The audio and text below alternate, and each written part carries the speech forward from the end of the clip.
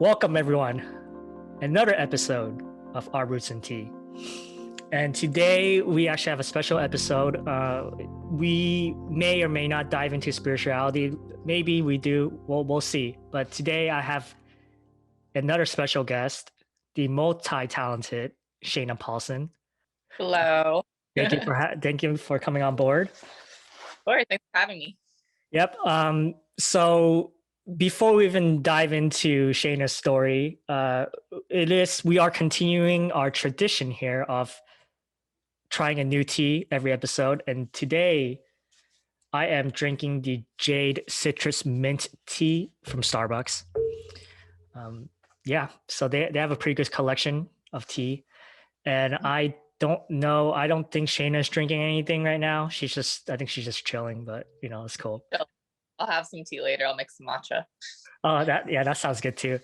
Okay. So Shaina, she's predominantly a visual effects makeup artist here living in LA, and she does makeup for a lot of big films, TV shows, commercials, all that kind of stuff. And so we're just gonna dive into that, in her line of work and kind of her philosophy, her process. We may or may not dip into a little bit of spirituality if it's the right moment, if she believes in that stuff.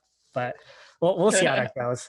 But anyways, to start off, Shaina, so first off, when and how did you get started with this whole makeup artist line of work, and why? So pretty much I got started about 4 years ago in 2016. Well, I guess almost 5 years ago now. But so that's funny because in school, I didn't go to school for makeup or anything. I went to school for environmental science back in Maryland, where I'm from. And back there on the East Coast, they really don't tell you like all the options that are out there. They're just like, you can be a dentist, you can be a doctor, you can be a lawyer, like just very like traditional jobs of like more like 9-to-5 stuff or like cubicle work. And like they don't really tell you that there's other stuff out there, like, oh, you can like be a producer, you can be like a lighting technician, you can do makeup, special effect. Like they just don't tell you all the creative things out there. So out of that, I chose like environmental science because I was like, oh, planet's dying, I guess save it. And then I was doing that for a while, and I was planning on getting my MBA for business and stuff, and just like on that track of like what a lot of people do on the East Coast. But I was never like really passionate about it. I was like, yeah, it's okay, but like it's not something I would like wake up every morning and be like super excited to do or like constantly think about.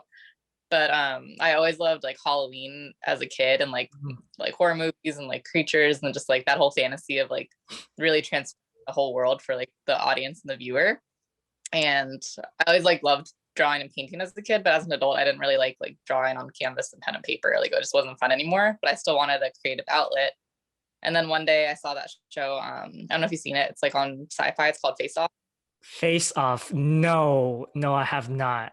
It's pretty much like a competition show for special effects makeup artists. Oh, okay. And then so it's just like a bunch of people like showcasing their talent. And I saw that and I was like, whoa, this is so cool. Like they're literally making all these like really fun creatures. And I was like, wait, there's like a whole industry in Hollywood that does this like for a living. And so that's like when it kind of clicked for me. And I was like, oh, like this seems really fun. And then I started teaching myself like pretty much every day after work, and then started just like practicing on myself. So I started with like body painting and special effects, just like little things. And I started doing it on my friends for like Halloween and stuff. And I like realized the difference because I was like, when you're at a job, like you don't like, you like always count down till 5 p.m. You're like, oh, okay, like half an hour left, 1 hour left. Like, yeah. But doing makeup, like I literally like hours would go by and I like wouldn't even notice because I was having so much fun. And then it like clicked and I was like, oh wait, like I should probably do this every day for the rest of my life because I like love it. And so when that clicked, I was like, okay, like this is what I'm going to do. I'm going to teach myself as fast as I can because I like discovered it. Like to me, it felt like later in life. And I booked a one-way ticket to LA and quit my job. And I was like, all right, I'm going to do it. And I only knew like one person in LA, and I was like, I'm just going to do this. And so, yeah, that's pretty much how it started. And been very thankful to be able to do this full time for the past like 2 or so years, 2.5 years. Oh, wow. That's a very interesting backstory. And for you, when you're a little kid, you said you're into Halloween and all that. That means do you actually like create your own costumes and your own look as well as a kid? As a kid, like I think I always wanted to, like I would ask my parents and stuff, like, oh, I want to do this character and that one, but like I never like was really into makeup or anything as a kid either, which is funny because I feel like most makeup artists and like special effects have always done it their whole life. But like I liked the idea of everything, but I never like tried it because I never thought it was like a thing. I don't know. It didn't like click until that day, I guess. Okay, so it's just really more like when in a kid, you like any other kid, you watch movies or shows, and it's just kind of like a lot of like I guess fantasy ideas in a way, and then just you just kind of like, oh, okay, maybe I can do it, or maybe not. Loved going to the Halloween store and like dressing up, and like I loved that whole time of year, and like I was obsessed with it. So like it just never clicked that, oh, that's actually like a job to like create all these characters and stuff like each day. So then when that happened, I was like, oh wait, this is perfect for me. And then I like fell in love with it and was able to meet a lot of people in LA and start working and freelancing. And then it took about maybe like a year and a half or 2 years to be able to like quit all my other side jobs and like full time be in the industry. So I was very thankful when that it happened.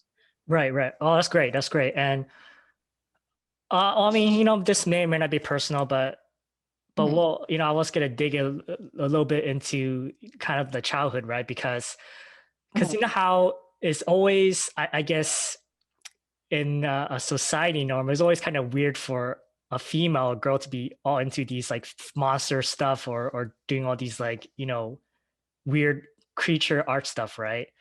And so Mhm. for you as a kid, did you felt like in school, whether it was in elementary school or high school, whatever, you felt it was kind of you were out of place and you just didn't really bond with anyone else because of that, or I think maybe in like when I was younger years, maybe like elementary school time. Cause I think in like high school, I was fine. I was able to like bond and connect with a lot of people, and like same thing in like later middle school, but probably like maybe elementary school to like early middle school definitely felt like different because like I oh loved like your side of things because like I loved like really creepy things like Edgar Allan Poe poems and like yeah. the darkness of things like was really like cool to me, just like really spooky things like the Adams Family and just like all those types of things. So I feel like it was definitely sticking out because I was born in Tallahassee, Florida, which is like really country and just like no diversity. Nothing is closer to like Georgia and like Alabama and all that. So like everyone there, like all the girls were like, I want to be a cheerleader. Like we have these cheerleader tryouts and like all these things. And like they're always, it was very like cookie cutter. And so I was like very different because I was like, oh, I'm not really interested in any of that. Oh wow, okay. Because you're like into like that's interesting, into like dark arts and stuff like that, like all the like all the. So is it almost like gothic like kind of like that towards that Yeah. route? Yeah. I was like kind of like more God. It's funny because like I love, like you can see like painting right there, like all this like dark styles, like the crows and the skulls. I always thought it was like Oh, beautiful. okay. But like I never like dressed goth, I guess, or like dressed to portray, or like my outward appearance wouldn't portray like my inward like interests and stuff. Okay. I guess it was like a little different. I was never like dressed really different that people would like make fun of me or anything. So I like looked pretty normal, but like all my like movie tastes and interests and like all that were always like really like different, I guess. Mm, okay. So you were probably one of the few girls who like to watch like horror movies or like supernatural stuff or whatever. Yeah, and it was funny because like I think it was my parents, because like my mom actually is like a pretty big horror fan. She read like all the Anne Rice books and like vampire stuff Oh. and like, Mhm. but it's funny because my parents, they're Indian, and so like they're not that conservative, but like for them, what they let me watch as a kid, they're like, oh, nothing sexual, like no kissing, no romance or whatever. But all the blood and gore, they're like, yeah, that's fine. Like I don't know why they thought that was normal. So like, which is weird because like normal for like two people who are in love to like kiss and stuff, but like it's not normal to like behead someone. So like they would let me, they like didn't really care about like violence and gore movies as much. They're like whatever, but then they would just like any like language or foul language or anything like racy, they wouldn't like let me see. So I guess like that also had impression of like being able to watch like horror movies and like stuff, but not like other things. Wait, is that kind of like an Indian culture thing that they just that's kind of strange. I know it's kind of weird. I don't know. Like I know that in culture, like they are more strict about like what kids watch, and like anything like sexual or racy or like anything like if people are dressed scantily like clad or whatever is like taboo. But like I don't know about the violence thing. I thought that most parents would want to like Yeah. shield people like that are monsters, but like I guess maybe because my mom like watched like read a bunch of like horror books and stuff that she didn't really think it was like bad. So that's what I was able to watch. Oh, okay, that's interesting. And are your parents, are they from like India or they're here? Oh no, they live here. So they came to America like super young. They came when they're like 21 or something. So they've lived in America like longer than India. But you know, they still grew up in like India and had like those different traditions. So Okay, because I was about to say was, in India, the whole Bollywood scene, a lot of their movies are, a lot of it is like about love and stuff, right? Like musicals, right? So I thought like, it's funny though, because Bollywood is similar for like K-dramas too, I think, but like you never actually see them kiss. So like they're all about love and like this like romantic gestures, and they'll get like really close or they like hold hands, but they'll like never actually kiss. And so like I think they're fine with like the romance aspect of it, but like Americans, it's a lot like, more intense. So they probably didn't want to show that. Oh, really? They never Mhm. show even kissing, it's just holding hands. Really? I didn't know that. Well, I don't know how it is now. I don't really watch Bollywood, but I know at least like most of Bollywood, they've, especially maybe it changed recently, but they never really show like a lot of kissing. Like similar for like all the K dramas I watch, like the characters like literally won't kiss until like the last episode maybe, and that's it. Because they like build up like a romance and like personal lives Yeah. instead of like Americans just like quicker. Right. Well, I mean, I guess in a way quicker, but maybe also more realistic because like I don't know. Yeah, for real. Yeah, because I don't know if in real life you'll be waiting for that long until like the final moment. Like, oh, I dated for this girl for like a year, and then now I can finally kiss her. It's like Pretty much. It's not as realistic, but I think that's how a lot of them are portrayed in different countries sometimes. right. Okay, that's interesting. And were you usually the only one like in school that watches these kind of like, you know, weird gory movies, or you actually have like a group of friends that watch it with you? Probably in elementary school, probably not. Like I also watched like, pop stuff and normal stuff and like Okay. growing up, but like I guess in middle school, probably when I moved to Maryland, or I moved to Maryland in elementary school, but like in middle school in Maryland, like there's a lot of people with like a lot of different interests. So I had a group of friends who like also like love to watch different things, and so it was fine. Okay. And would you say that a lot of kind of what you do now, like the different kind of makeup that you do, would kind of were inspired by a lot of kind of what went on in your childhood, the movies you've watched and all that stuff? Yeah, to a degree, because I think like we all know the classics of like Freddy Krueger and Jason, like all the and Edward Scissorhands, and just like all these like classic iconic characters, and like even Miss Doubtfire, like the old age makeup, that was crazy. And like Yeah. I think those always will inspire every like makeup artist and special effects artist. So yeah, I feel like we're always like looking at different things in the past and trying to make our own version of that pretty much. Okay. Um, that's really cool. Actually, I really like your backstory, and actually, because I'm gonna pivot to another direction. Is that so now you're working as a full-time makeup artist, you're pre-established in that field, and I guess for people who are listening, or maybe even for some people who are thinking about taking that field, what are some of the things that you've learned so far doing this for so long, and also kind of like what are some of your, I guess, secrets or tips, or what, however you want to say it? I guess like tips for just like the industry, or like how to work in the industry, or like what do you Both. well let's see. I guess the most important thing is like when you're first starting out is like, if you're freelancing, it's not like you get your own schedule. You're just getting work. It's not like you're just like gonna sit there and be like, okay, work will come to me. Like you literally have to like just go out and get it. Like keep applying to a bunch of things. Like I think in the beginning what I started doing was like the Facebook production groups and stuff. Those like ones that are like, oh, looking for a gaffer for this day, looking for artists. So like I would sign up for like all of them. I'm in like 20 I was in 20 something groups, and I would like literally just like check my phone like every time someone would post something to just see if it was for a makeup artist. And then those ones is like first come first serve, so you have to like respond like really quickly and like message the person and like send your portfolio, send your email.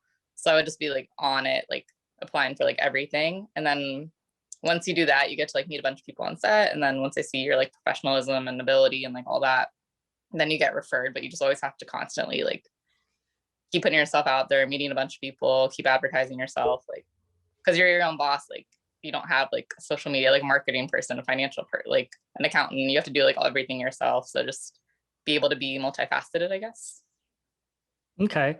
And when like once you get on set, you get the job, get on set, do you have like a specific routine or process that you go through, or just depending on what production needs? It depends like what production needs, but like pretty much the bare bones of it is always the same. Like you always, that like staying on set, like if you're on time, you're late. Oh, So like, yeah, so pretty, especially for makeup artists, because we have like a little bit of setup times, like usually like 10 to 15 minutes. So like always show up like 15 minutes before your call time, and just to like get ready, set up if you're able to get in location earlier, and then just like sanitizer station, get everything laid out, have everything like marked for the day. If you have a call sheet, like highlight what times the actors are coming, like when you have to get things done by, and then yeah, that's pretty much it. And then just depends on like what makeup and stuff they're looking for, and if you have a team or not. So okay. And I mean, how has that changed for your work style like, versus like if you're just doing it by yourself or if you have a team? Does it change a lot, or it's really the same? yeah, I feel like it changes a lot depending, like if you're assisting another artist, changes. If you're just the only person on set, it's different. And if you're like department heading, it's like very different. So like if I'm the only person on set, like you're just handling it and like doing however many talent and like Yeah. getting ready, and like you have to look at monitor and do touch-ups. But if you're assisting someone, like they're sorry, it's my cat. Yeah, if you're someone, then they're gonna be like in charge of everything. So they'll have more of the details, and you pretty much just like find ways that you can help them, and like whatever they need to do, like just make their job easier, like look at the monitor, help them with touch-ups, like do whatever they pretty much need requirement for. But if you're department heading, that's like a lot of pre-planning, because if you have like 2 or 6 artists under you, you have to like get all the disposable supplies for them, send out an email of like all the reference photos, what you need, like pre-plan everything and have it ready. So like when they come, all they need to do is like do the makeup, and like you handle all the logistics and details and everything. Okay. I mean, yeah, it sounds a lot. Now to think about it. So the thing is that like, because it almost sounds like that a lot of it really is based on kind of their requirements. So if a lot of it is just kind of production requirements, then how much of your creativity can you put into the work? It depends, because like yeah, it varies so much per thing. Because some people are like, oh, like we kind of want something that's like a lizard. What do you think? And then you can like totally just go free color scheme, what type of lizard, which prosthetics. Like if you want cool nails or contacts, like you can just have free range of like they'll give you like a basic idea of what they want, and you can just go in whatever direction. So that's a lot of fun. It's like kind of, I haven't been on a production that's like been so specific that like we want this and this exact detail, because like most production they have an idea of what they want, but like they're not makeup artists, so they'll take like your word of what you think will look best with whatever makeup concept they want. Well, at least I've been able to luckily do a lot where you get to have some creativity in it. And like sometimes for beauty makeup, they'll like send you a reference photo and they're like, I want exactly this thing. And you're like, okay, cool. Like I'll do this exact eyeshadow, this exact look. So sometimes you get those too, which is fun. Okay. Okay. Well, do you also have to do kind of like matching with like the wardrobe too, right? Yeah, costuming and wardrobe, we do like a lot of times, because I do beauty makeup too. So I do beauty makeup, special effects, and body painting. So like a lot of that we do want to check with wardrobe too, to be like, oh, what color outfit are they wearing? Will it match their eyeshadow? Or like for body paint especially, be like, what are they wearing that like what's going to show on their skin, so you know what to paint and what you don't need to paint. So it's always good to like talk to that department and see, or like talk to the hair department and see too. Okay. Okay. Okay. I see. So communication is really the key point here. Yeah. Oh, also lighting, which is really important, because there's been times where like they're like, oh, can you do this like bruise and this, and then all of a sudden you walk on set and they're in blue lighting, and you won't be able to see blue or blue lighting, and it'll just be like completely washed out. So it's like really important to talk to the DP to make sure what lighting scheme they want to see, and like who's going to be gaffing it. And like, so actually like I got a quasar for set, so I can adjust my lighting based on whatever the set lighting is. Yeah. So I feel like that'll help more for it. Okay, I see. I see. So it's not just simply like going on set, doing the makeup, and you sit around. You actually have to really be involved in all different departments. Yeah, not like all of them, but like some of them that will affect the makeup, like lighting, wardrobe, hair, pretty much, and like how they're gonna, and I guess DP to like see if it's gonna be a close up or a far away shot. Just like you want to make sure you know the details, because you like don't want to like leave out painting someone's ankles and all of a sudden they're like, oh, they're doing a wide shot, they're gonna see everything instead of like, you know. Right, right. Okay. And well, let me ask you this: has this whole current pandemic, has that changed the way how you work on set now, or largely the same? Yeah, it's been a weird year for the pandemic. I feel like makeup has been affected a lot because we're the only people on set that have to see talent when they're not wearing a mask. Like we have to get like this close to them and like they're not wearing a mask, and so we're like the most at risk.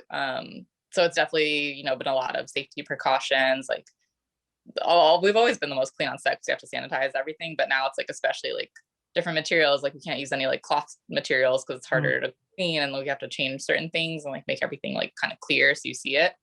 But you know, COVID testing, and a lot of people, it depends per production. Like some productions like, oh, you just have to wear a mask and whatever. Other productions are like, you have to wear the gown, the shield, the mask, gloves, like, so it's definitely different. But the basis is like we've always been clean, but like it depends on production. I've heard on some shows that people are like, you only get 10 minutes per background actor and you're like timed on like how long you interact with them. So it like definitely makes it a little trickier for some situations, and like we're not able to see as many talent as before because, you know, it's like riskier to like go through a bunch of background. Okay. And I mean, yeah, it's definitely complicates things, and I guess the other part of it is that, I mean,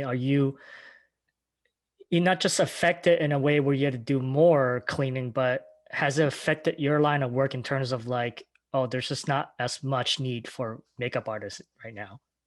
In the beginning when the pandemic first hit and like we were like shut down for like 3 or 4 months, like that was different because like I'm not used to still for that long. I'm like always such a busybody, like, Yeah. and I love being on set and like all my friends are there and so I get to see them, and like, so, and also I can't hug people anymore, which I'm a big hugger, so it's harder to do that. But yeah, in the beginning it was definitely a big adjustment because, you know, there just wasn't, we weren't legally like allowed to work. And then once things were open for production, that like people were able to get film permits and like start filming again, like unlimited capacity, like there was like jobs here and there, but it was definitely like a lot less in the summer. And then even in the beginning of the fall, because like, you know, productions were trying to keep their crews super minimal and like there wasn't as many filming because like they weren't able to. I know like SAG had something where they like, it was really hard to get people. Yeah. But then towards the like end of summer and the fall, things actually started picking up like a lot because there's all these artists who like created all this music and like creative stuff during their lockdown time. Now they wanted to film it, and so they're like, oh, we have all these things for like commercials and music videos and like all that. So I feel like they try to like jam pack and film everything until like even like December was super busy, and usually it's not because of the holidays, but like this year it was like very, very busy, so I've been thankful. Oh, great. And so, I mean, so a lot of the artists, they're doing like creative stuff during lockdown, but I know that you've been doing some creative stuff during lockdown too, right?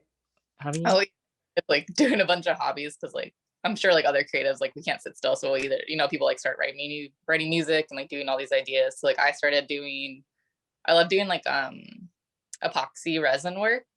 So I don't know if you know what that is. It's pretty much just like a clear liquid. You can like make anything with it. You can do like coasters, jewelry, like tables. So I actually like built furniture. I built like 2 of my tables. I don't know if you can see it. Oh, wow. Built this table. Oh, nice. Yeah, for those who's listening and can't see, We can't. yeah, she's just showing us the table that she built, basically. And then I built this other table. I don't know if you can see it too. Oh, wow, very cool. That's very Thanks. cool. Thanks. So yeah, I started building things, just creating. And I started like a little side job. It wasn't like more for, because the profit on it isn't like that much considered when you like have all the materials, but I started making these like custom coasters for people. And I started getting like a lot of orders, which is nice. And it was just more of something like fun to do to fill my time and still create and like make things with my hands.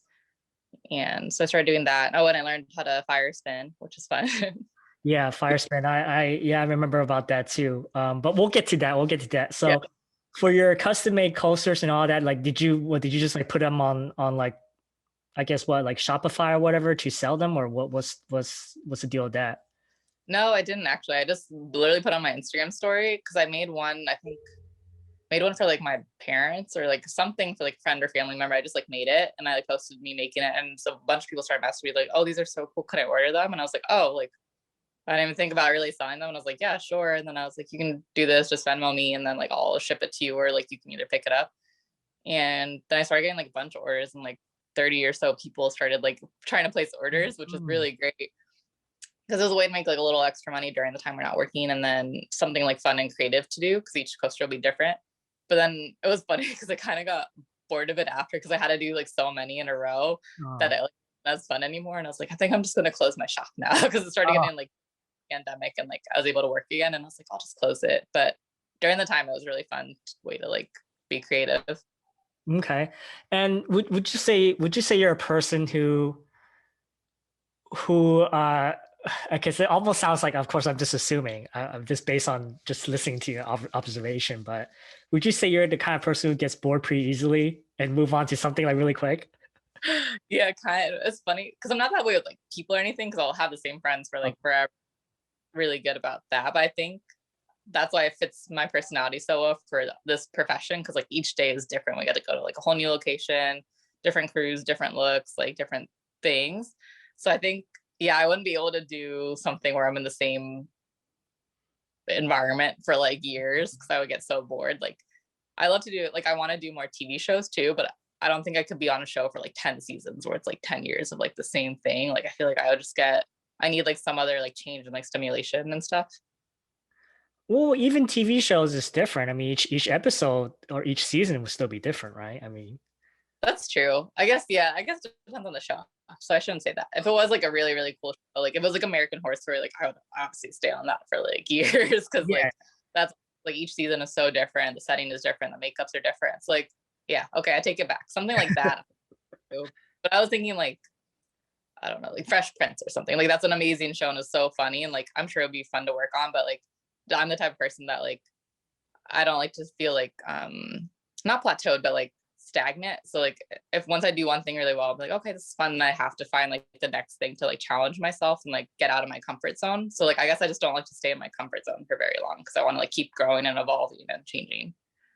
Okay, no, that's good that you mentioned that too, because I was about to ask is like why, you know, stepping out the comfort zone. I mean, because I know a lot of people they don't have that same mindset. A lot of people are still within the playing it safe, being comfortable, right?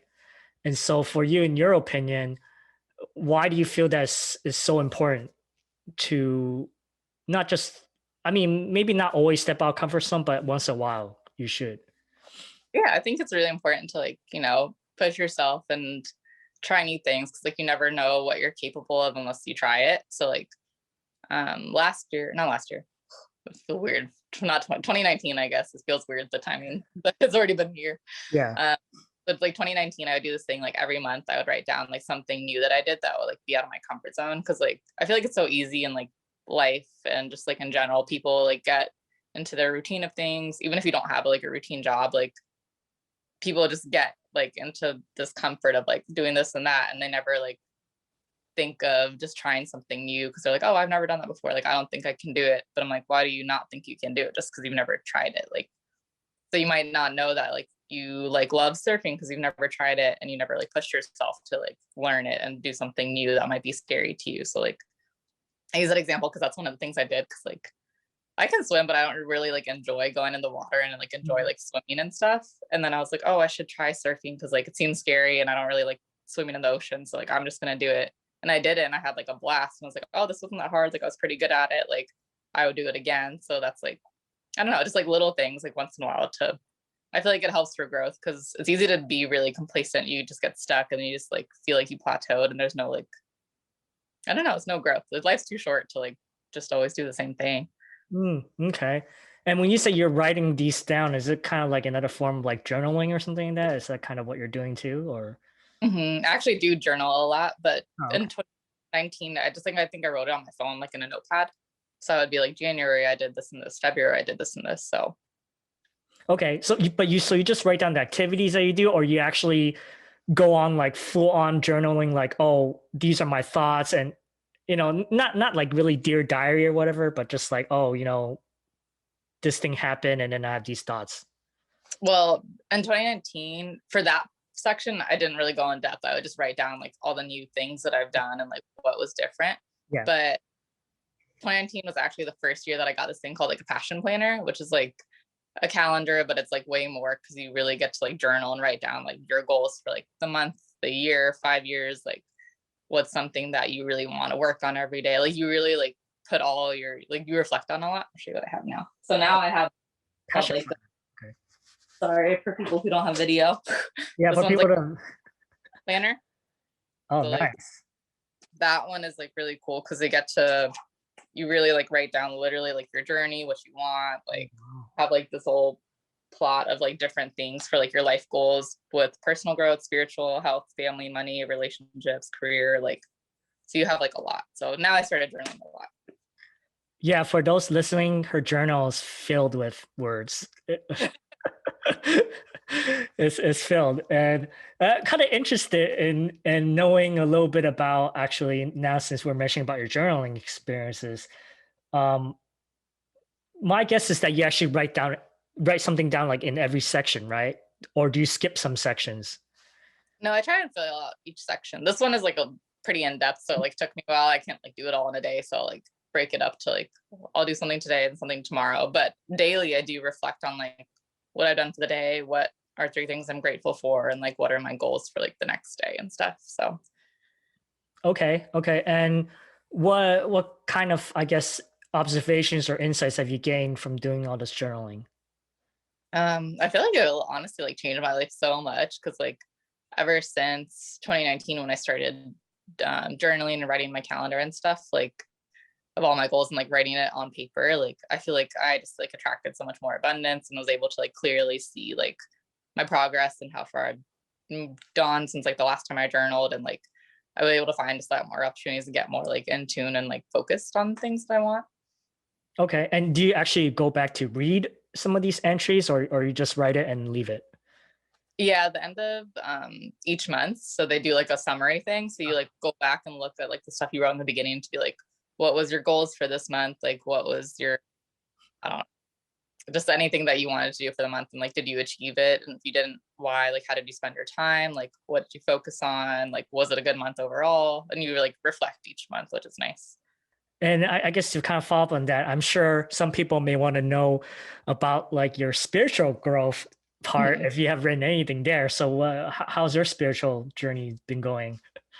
Yeah, it's been good. I am like a very spiritual person. Like I was raised Catholic and stuff, but then I am like religious too, but not like religious in the sense like I don't really like go to church and like go on that side of it. That's like a whole different story. But like I would label myself like more spiritual and stuff to like whatever people believe in, whether they say it's like God, the universe, Allah, like whatever. In the past like 2 years, I feel like I've grown like a lot to like just being like really, really positive and like only speaking like, because I feel like your words carry a lot of meaning. So like if you're always speaking negatively, being like, oh, like I'm so broke, I'm so do this, I don't have time for this. Like if you're saying like really negative things, you're already limiting yourself. Like if you always think you're broke, then you're gonna be broke. If you always think you can't do something, then you can't do it. Like, Mm-hmm. but if you is word it differently, just being like, oh, like I've never done that before, so I haven't tried, but like maybe I can. Like if you're like, oh, I've never like rollerbladed before, you don't want to say like I can't rollerblade. You'd be like, oh, I've never tried before, but maybe I can learn. Like something like just flipping that script like makes a huge difference, and like spiritually like setting the tone for like your whole life pretty much. Okay, so in kind of, I guess, in your perspective, it's like, in a way, in some sense, kind of give yourself a chance and opportunity regardless of what happens outside, right? Because, you Mhm. know, let's say when you were saying something like, oh, I'm broke, I can't get a job. Mhm. But maybe the right positive approach would be like, just do your best, try and do what you can. If the person doesn't hire you for a job, then you just move on and find something else, right? Yeah, pretty much. And I always feel like the more like what's the word for it? Non no. I can't think of the word for it. Oh, non-resistant maybe. Yeah, the Okay. more like non-resistant to things, like if something happens where like you get a parking ticket or something happens or whatever, like you won't take it as like harshly.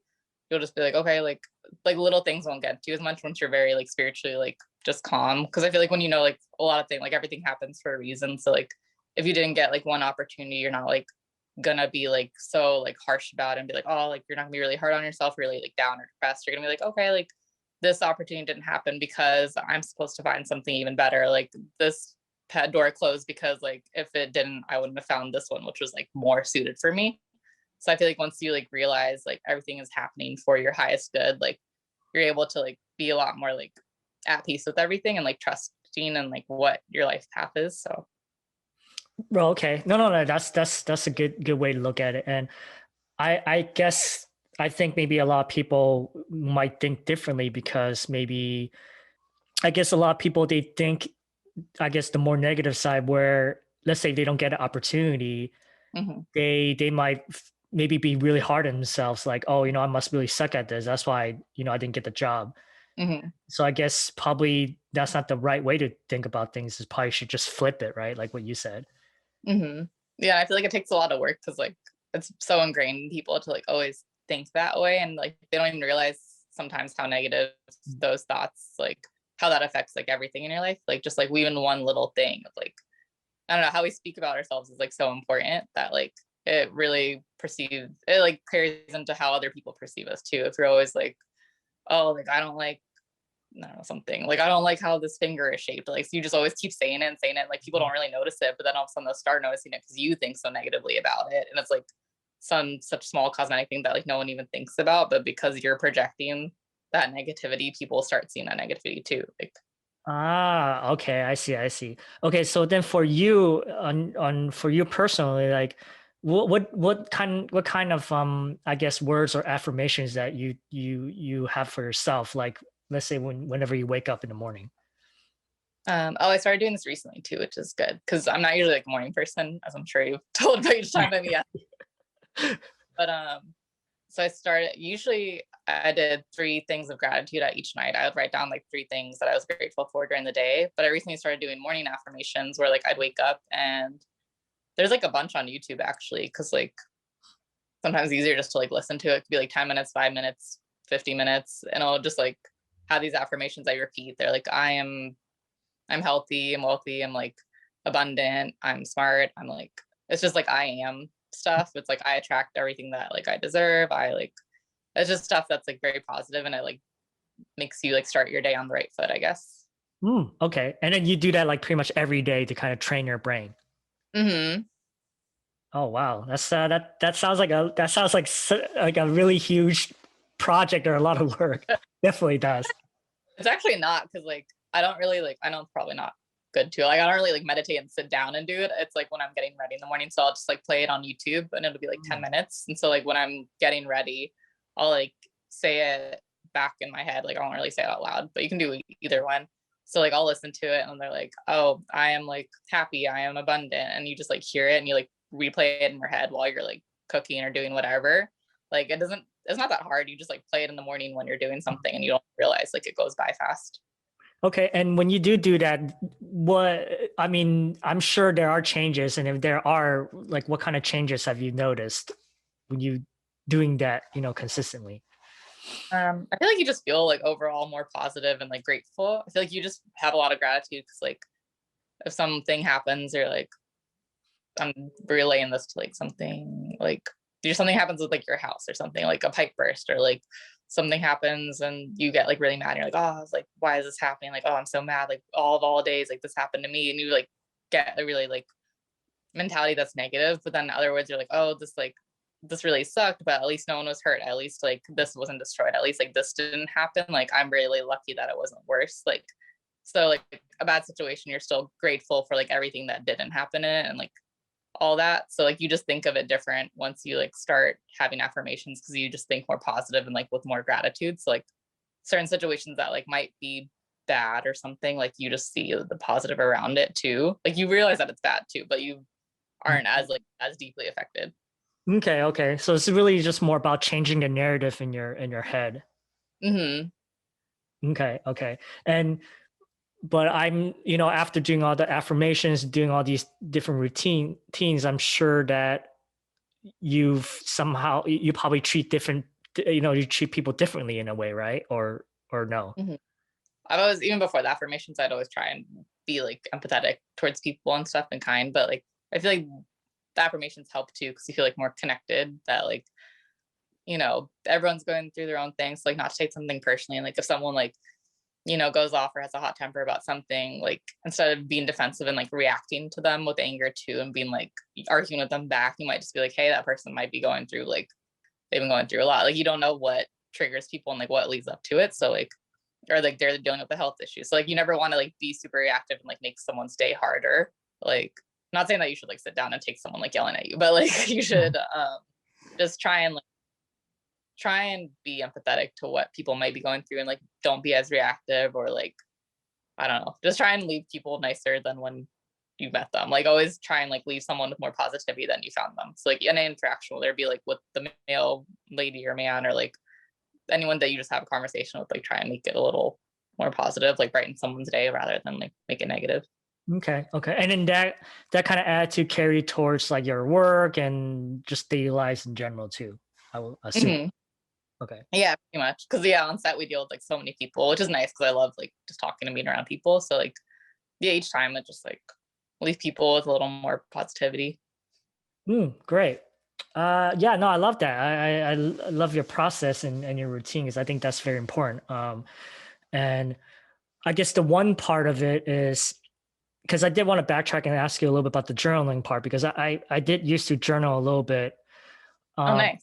yeah, yeah. I mean, still do sometimes every now and then, but so I Mhm. know what you mean about having the whole planner journal with different sections at the right. But I don't know if this is the same for you. But for me, after a while, for whatever reason, like I kind of find it like a little bit not as effective. As I keep doing it, I kind of read back some entries and I realized like it's a lot of the same stuff that I'm writing. I'm kind of repeating, but maybe just rephrase it differently. So I don't know if that's happening for you too. I feel like maybe not.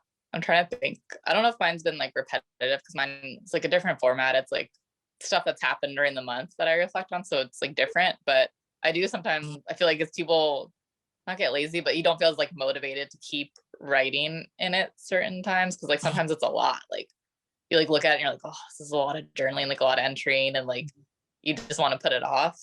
So like I felt that way sometimes, but I haven't felt the repetitive process yet too much, but I can see how that can happen too. Cause it's like the same goals you have, you just keep writing down. You're like, okay, what's different? But maybe to combat that, just like, I don't know, try and think of like something new you want to do each week or each month, or like little goals that you can like check off that feels like you've accomplished something that's different. It's not just like writing down the same thing over and over again, I guess, for like Okay. long term. Okay, I see. And then so that means for you, like every month is you have like different goals basically. Yeah. Okay, and let me ask you, let's say for next month, I mean, of course, next month is really around the corner. For you, next month, like what are some of your goals for next month? For next month, it could be something like small too. So like I like to write down like tasks that are like easily accomplished. Like last month I wanted to switch. I had like my special effects kit, which is big, and I wanted to like switch it into a smaller day player kit, which takes like a lot of time and like compressing. So like that was one of my things that I marked off. And like this month I want to like redo my entire like makeup storage kit and like revamp it. So like a lot of things is like revamping my kit, doing this, or like there's this courses called Stan Winston. So it's just like different educational courses for like makeup. And there's so many different things. And so I was like, okay, I want to watch like 3 videos a month and like just always keep learning. Or I'm like, oh, I want to exercise 3 times a week, or I want to go on like new adventures and new hikes and see waterfalls. Like, so it'll be like just different. Or like I want to call family and friends more, or I don't know, just like things like that. So for March, I'll probably do revamping my storage unit or storage space, and probably exercising consistently. And then I don't know what else. I don't know what else is on there for the month. Oh, probably like trying to book like bigger and better gigs, or like always trying to do like, I don't know, just like little things like that. Okay, so a lot of times, a lot of it is actually like what you said. Maybe it's not even had to be any like huge, crazy goals. It could be just something even small for either self improvement or whatever it is. Yeah, so it could be small. You could break it down. Like if you want to have those huge goals too, like in the beginning of the journal, they have ones too, like, what do you want to do in 1 year, the 5 year? And so mine will be like, joining the union to the 706. So I'll be like, that's like one of my big goals. But like each month you have to have like smaller goals that like lead up to it, like, advanced education, advanced, like all this stuff. So like I feel like putting those, compartmentalizing it, will lead up to your bigger goal of like what you're ready for, I guess. Okay. And for you, like, I'm guessing you set yourself like realistic goals, right? You're not gonna be like, oh, in 5 years I'm gonna, be all the way up top, because then it'll become like pretty hard to achieve, right? Even if you do stuff during the months.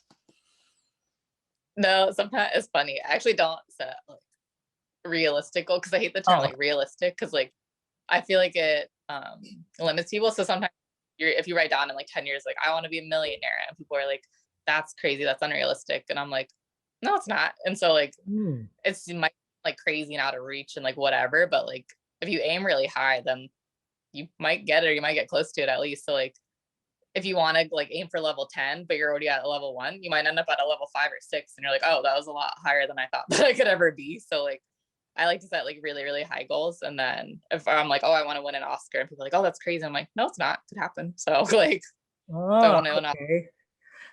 I see what you mean. Like, okay. So it's almost like the idea where, well, because the only reason why I say about the realistic things, because maybe there are a lot of people that, let's say they set really high goals, but once they fall flat and they fail, they become like really like discouraged or whatever, right? So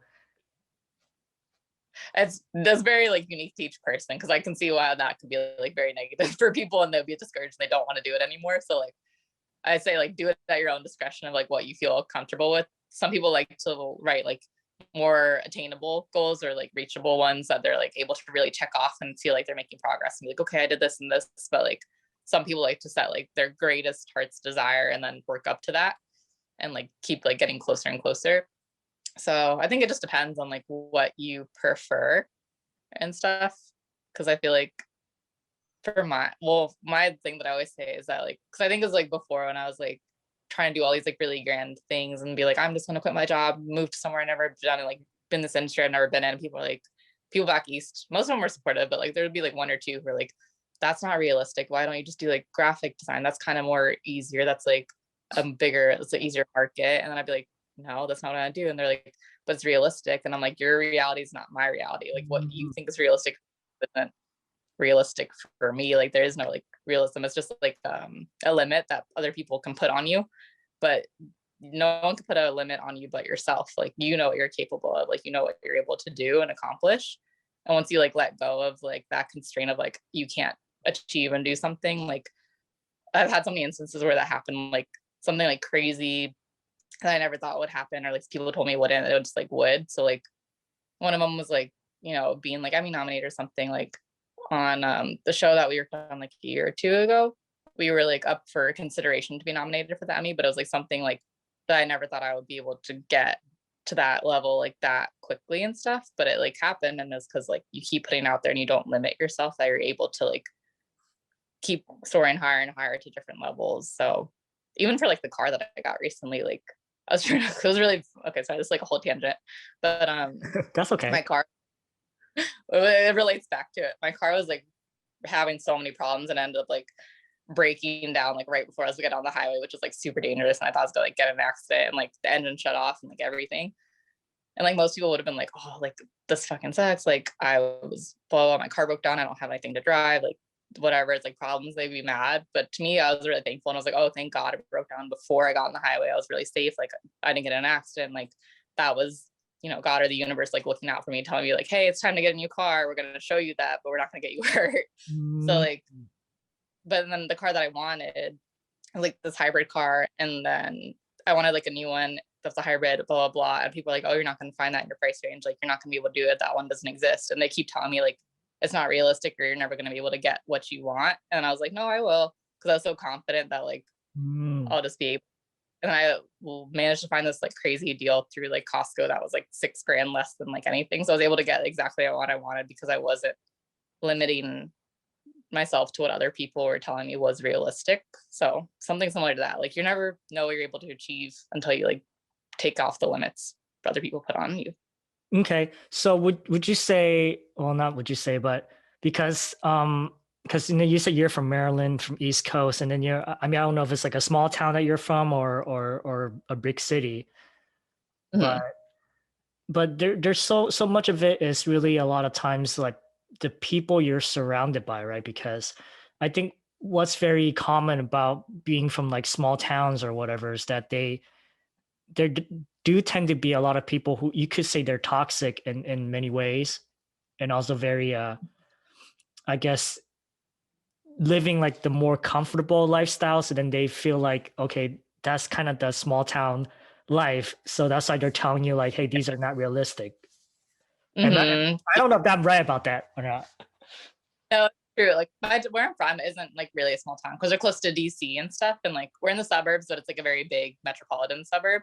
Okay. So like I'm very able to grow up there because like I was exposed to so much, and like there's all types of people, cuisines, like everything.